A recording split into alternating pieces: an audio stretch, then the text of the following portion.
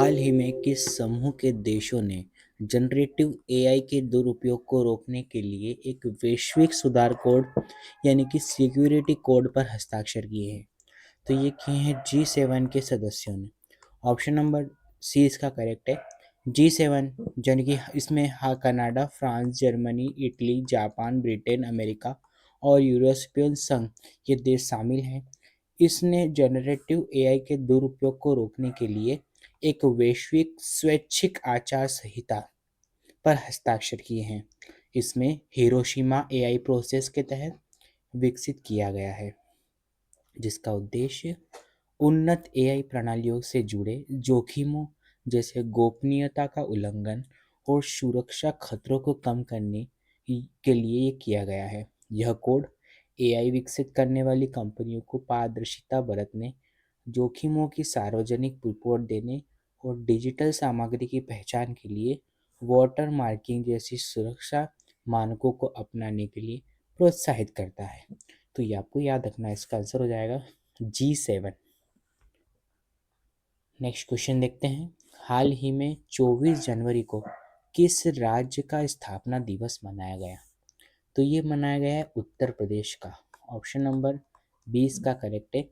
ये उत्तर प्रदेश का बनाया गया है 76वां स्थापना दिवस और ये मनाया गया है 24 जनवरी 2026 को और इसे यूपी दिवस के नाम से मनाया गया है। इस दिन 1950 में यूनाइटेड प्रोविंस का नाम बदलकर उत्तर प्रदेश किया था और साल 2026 में इसे कितने साल हो गए? 76 साल हो गए और इसका जो 76वां स्थापना दिवस मनाया गया है। इसकी थीम जो थी इस बार की वो थी विकसित उत्तर प्रदेश विकसित भारत रखी गई है और उत्तर प्रदेश सरकार ने आधिकारिक तौर पर इस दिवस को मनाने की शुरुआत 2018 में की थी। इसके अतिरिक्त बात करें तो 24 जनवरी को पूरे देश में क्या मनाया जाता है? राष्ट्रीय बालिका दिवस भी मनाया जाता है। ये आपको याद रखना है, ठीक है। 24 जनवरी को राष्ट्रीय बालिका दिवस। नेक्स्ट क्वेश्चन देखते हैं। हाल ही में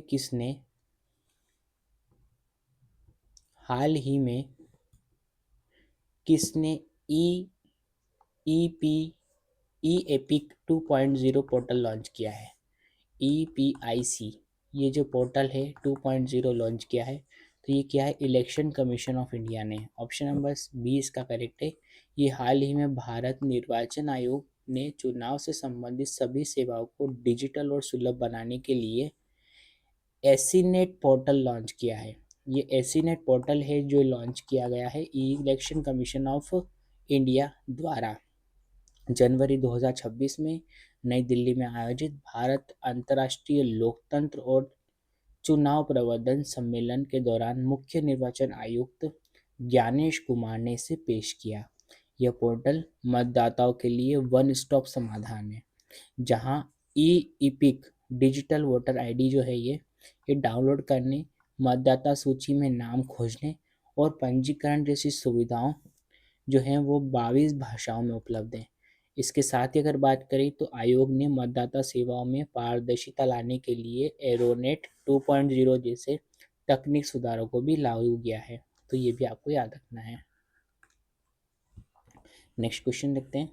हाल ही में भारतीय वायुसेना ने किस शहर में भव्य एयर शो आयोजित किया है? तो ये भव्य एयर शो दोस्तों ये आयोजित किया गया है नासिक में। ऑप्शन नंबर 20 का करेक्ट है। ये भारतीय वायुसेना ने महाराष्ट्र के नासिक शहर में एक भव्य एयर शो आयोजित किया है। यह आयोजन 23 जनवरी 2026 को गंगापुर बांध के ऊपर किया गया है, जिसमें वायुसेना की प्रसिद्ध सूर्य किरण एरोबेटिक टीम ने हैरतअंगेज हवाई करतब दिखाए। इस शो के दौरान गणतंत्र दिवस 2026 की तैयारियों को हालिया सेना उपलब्धियां ऑपरेशन सिंदूर के सम्मान में किया गया था, जिसे देखने के लिए 50,000 से अधिक लोग आए थे। इसके अलावा 28 से 31 जनवरी तक हैदराबाद के बेगमपेट हवाई अड्डे पर एशिया के सबसे बड़े नागरिक उड्डयन शो विंग्स इंडिया 2026 के दौरान भी वायुसेना प्रदर्शन निर्धारित है। तो ये भी वहाँ पर ये प्रदर्शन होगा, तो ये आप याद रखिएगा। इसका आंसर हो जाएगा नासिक। नेक्स्ट क्वेश्चन देखते हैं। नेक्स्ट क्वेश्चन की अगर बात करें तो हाल ही में पहले पूर्णतः एआई नियंत्रित स्मार्ट पावर ग्रिड का उद्घाटन कहाँ किया गया है? तो ये किया गया है उत्तर प्रदेश के लखनऊ में।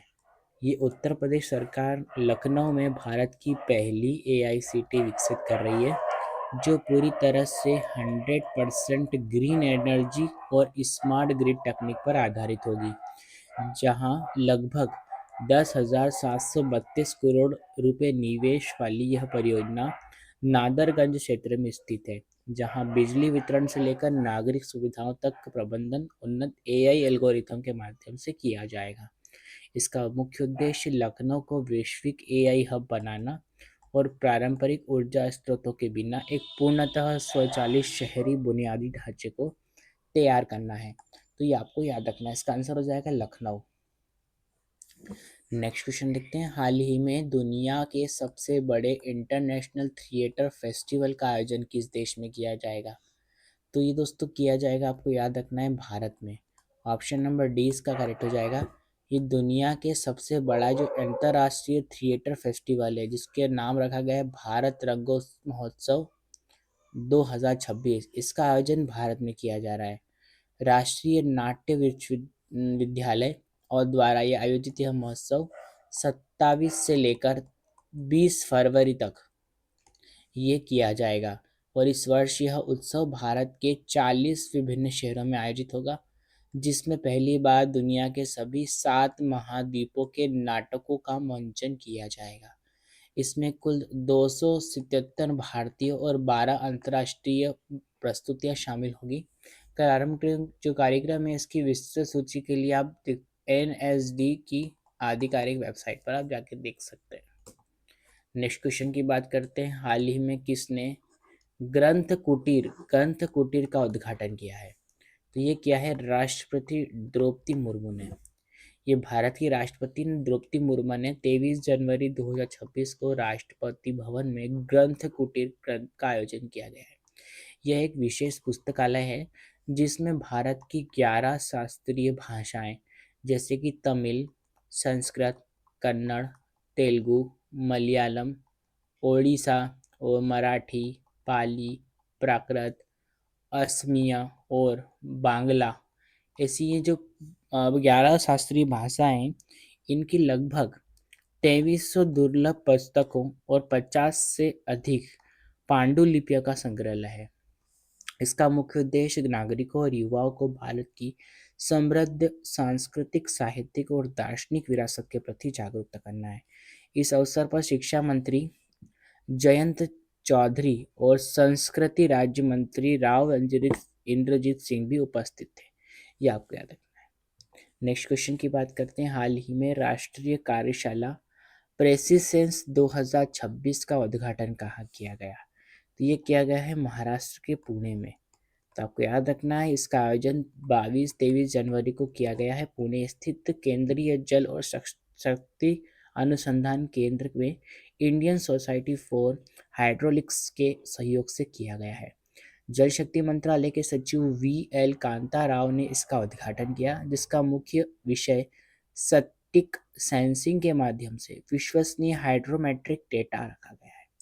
इस कार्यशाला का उद्देश्य जलवायु परिवर्तन के दौर में सटीक जल संरक्षण योजना और बाढ़ नियंत्रण के लिए आधुनिक सेंसर है और वैश्विक मानकों के अनुरूप स्वदेशी उपकरणों के उपयोग को बढ़ावा देना है। ये आपको याद रखना है। नेक्स्ट क्वेश्चन की बात करते हैं। हाल ही में कहा निजी क्षेत्र का पहला बड़ा उपग्रह निर्माण प्लांट शुरू किया गया है? दोस्तों याद रखना, ये जो निर्माण प्लांट शुरू किया ये अहमदाबाद गुजरात में ये किया गया है।